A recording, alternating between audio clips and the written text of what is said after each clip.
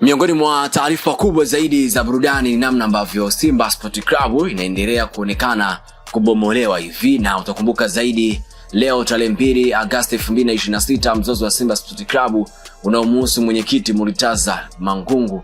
Mnamo tarehe 2 Mangungu aliteua baraza jipya la wadhamini huko Bunju. Hata hivyo uamuzi huo ulipingwa na kutangazwa kuwa batili na mwenyekiti wa bodi ya wakurugenzi Crescentus Magori na kusababisha mpasuko mkubwa wa kiuongozi. Na utakumbuka zaidi mpaka sasa Mangungu ameendelea kuwa miongoni mwa watu ambao wanaonekana ni kikwazo pale Msimbazi, na mpaka sasa Simba Sport Club imeendelea kutotambua kile ambacho kinafanyika na Murtaza Mangungu. Na utakumbuka zaidi Mangungu mara kadhaa ameendelea kuandamwa na mashabiki wa mpira wa miguu wa Simba Sport Club, huku akimtaja kuwa miongoni mwa watu ambao wanafelisha mipango ya klabu hiyo. Mpaka sasa Simba wameendelea kumdiscourage nguri hiyo. Yes, Simba rasmi imepitia ukurasa wake wa Instagram imeandika hivi, taarifa rasmi imeandika hivi: taarifa kwa umma.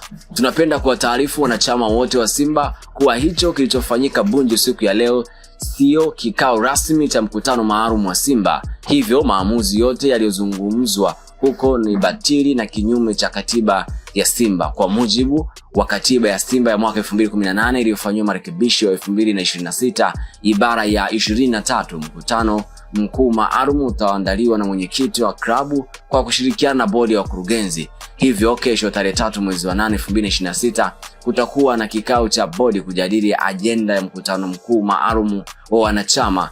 Mtajulishwa siku maalum ya mkutano huo. Simba nguvu moja imetolewa na Crescentus Magori, mwenyekiti wa bodi ya wakurugenzi klabu ya Simba, ni Agosti 2, 2026. Bwana, hicho ndo taarifa kubwa ambayo inaendelea mpaka sasa pale Msimbazi, huko wengi wao wakisema kuwa Mangungu anachokifanya ni zaidi ya utapeli, ni zaidi ya kitu ambacho hakipendezi mpaka sasa. Maoni gani ambayo ulionayo uwepo wa Mangungu katika timu ya Simba Sport Club kama mwenyekiti wa klabu hiyo, huko wengi wao wakiendelea kumtaja kuwa ni miongoni mwa watu ambao wanasababisha Simba Sport Club kutokuwa na maendeleo? This is Mighty Media TZ.